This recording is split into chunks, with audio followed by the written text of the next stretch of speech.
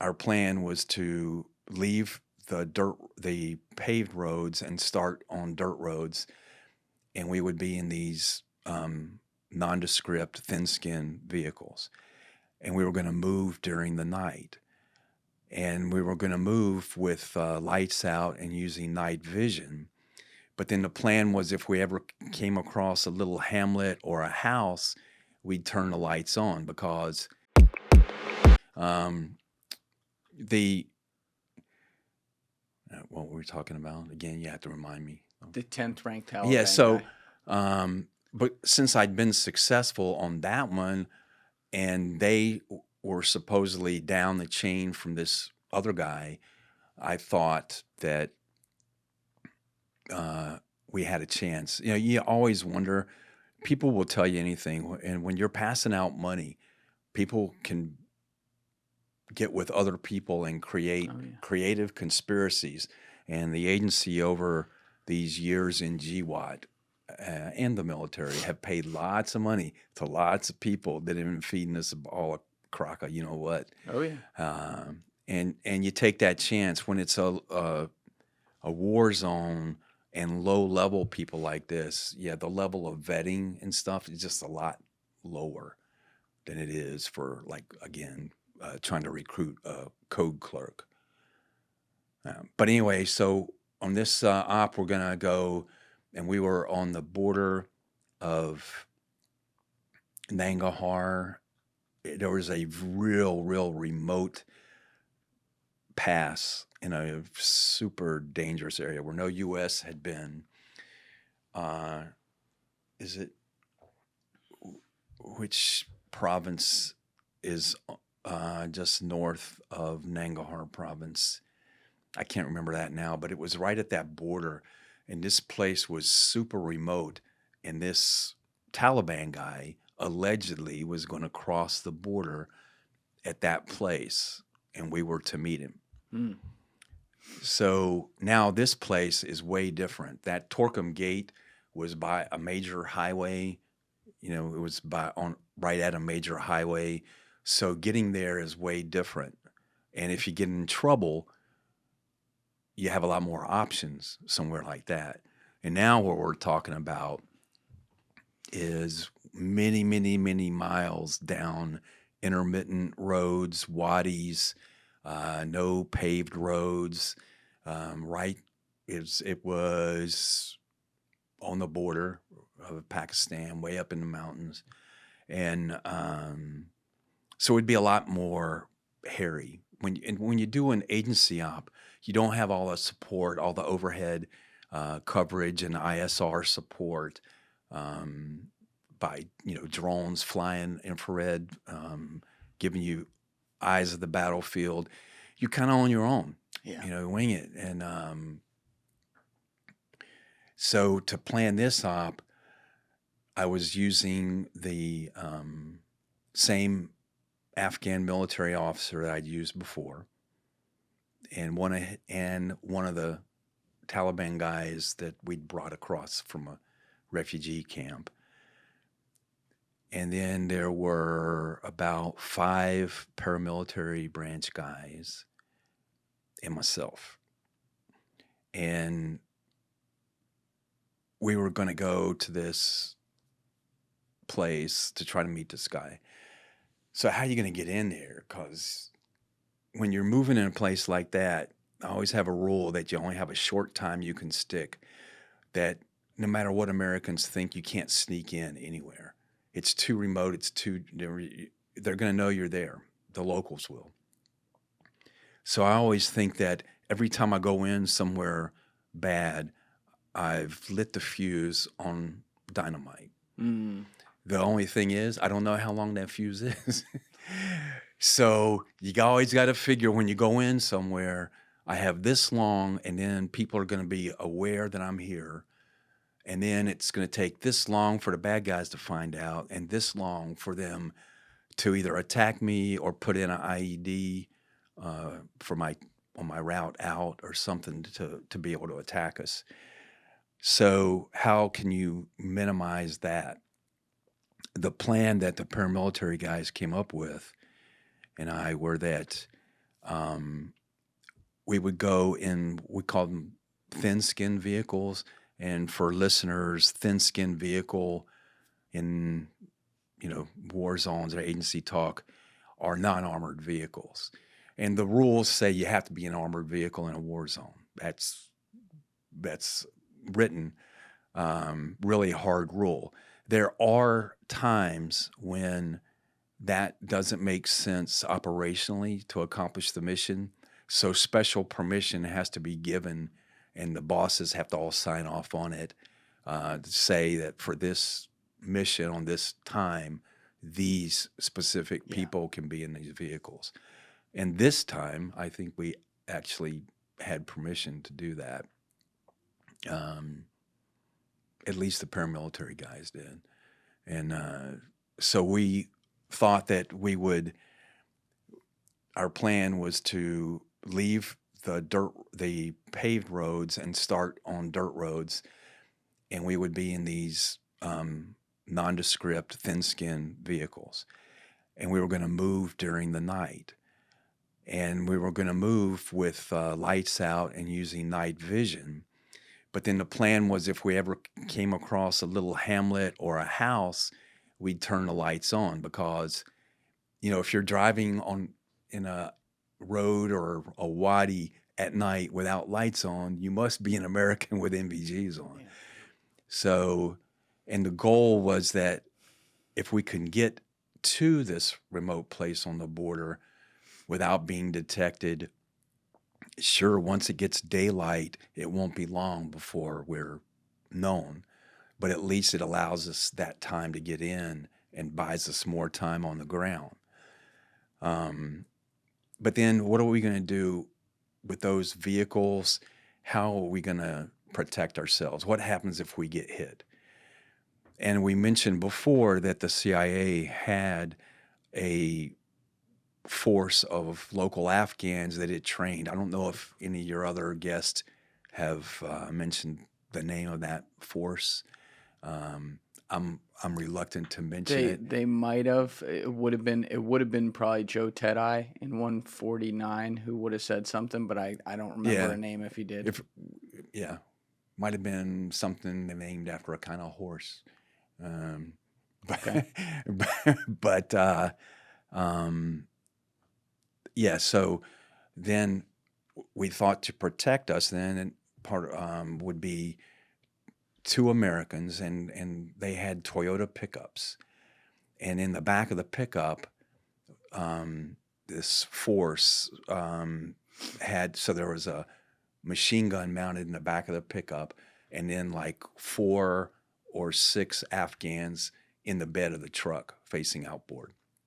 And there would be 2 Americans in the cab, one driving with NVGs not. If we had 2 of those trucks, so a total of like maybe 12 Afghans and 2 Americans in each truck, so that's 4. And then I think I had 3 or 4 other paramilitary guys with me in the thin-skinned, kind of like little SUV, regular vehicles. And our plan, now obviously we can't disguise ourselves if those, we called them gun trucks, are up there with us.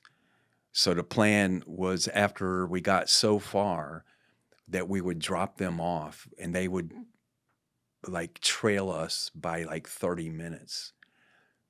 And that way it allowed us the ability to get in kind of undiscovered.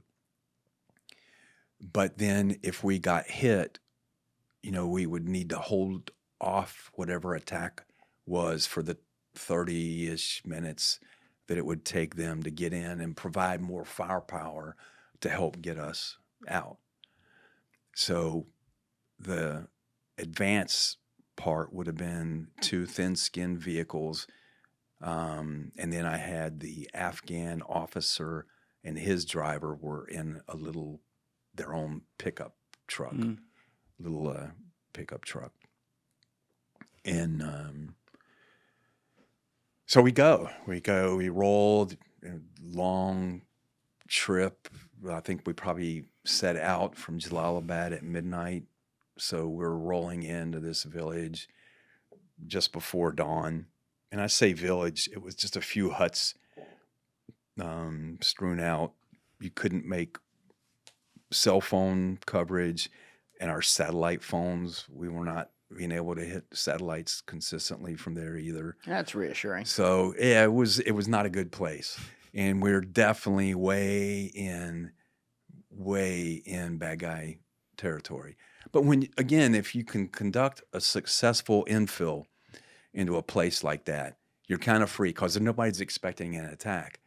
So you have the luxury for a little bit of being there. So before dawn, I found there was a mud hut that had a big enough courtyard around it that we could hide our vehicles. Mm-hmm. So I had our 2 vehicles and the general's or the officer's vehicle.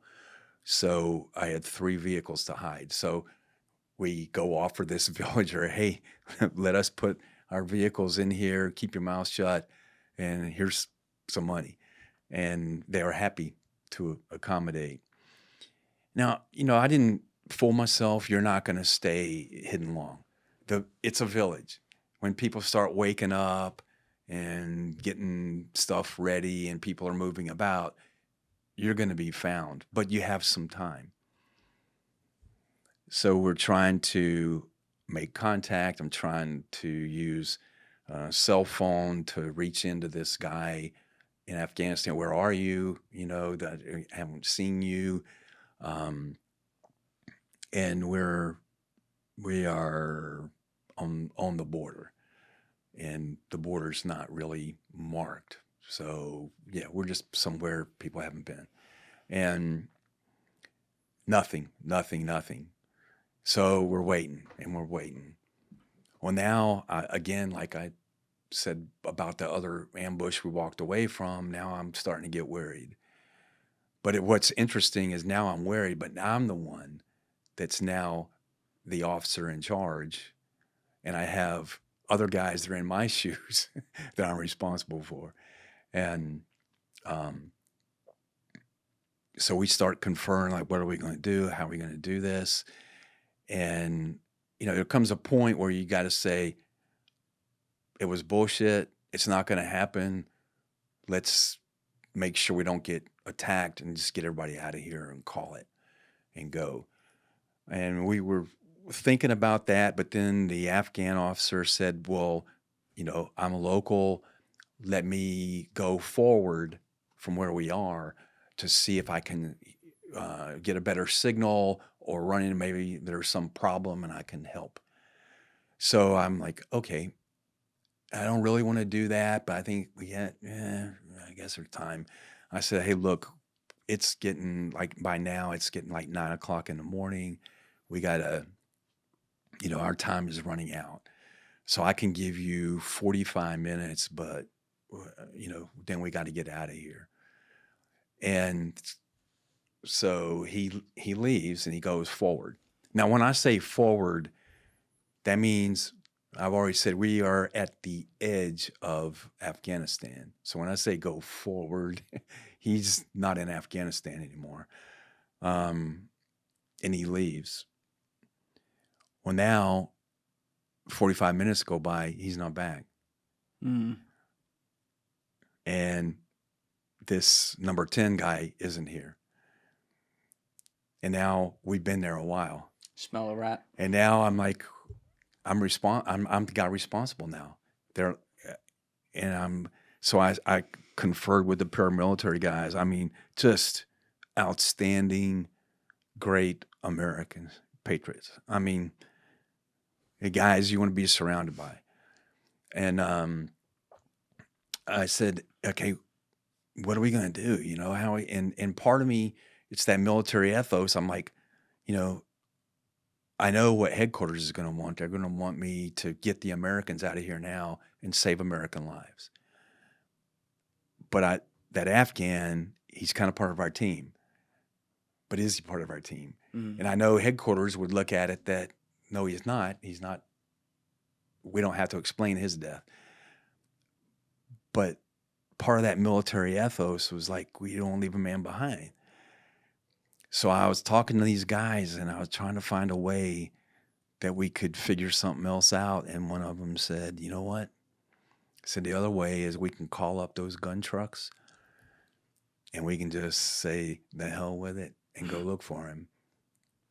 And I was thinking, holy crap. So what we're saying is I'm going to take an armed force of Americans and enter another country armed, and we're going to go look for it. And I was like, nothing bad can come of that. Not one thing. Nothing. So, yeah. And so, we decided I decided that's what we'll do. So you almost accidentally escalated international tensions with a foreign nation. Well, that's what I'm thinking that, here I go, that this is, but you know what's funny, because I think I felt those paramilitary guys trusted me, because when I said, nope, we're going after him, call him up, call the gun trucks up, I think they were like, fuck yeah. Oh yeah, we're going to do it. Thank you guys for checking out this clip. If you haven't already subscribed, please subscribe and hit the like button on this video. It is a huge, huge help. And if you'd like to check out this clip's full podcast episode, that link is in the description below or right here. And finally, you can follow me on Instagram and X by using the links in my description below.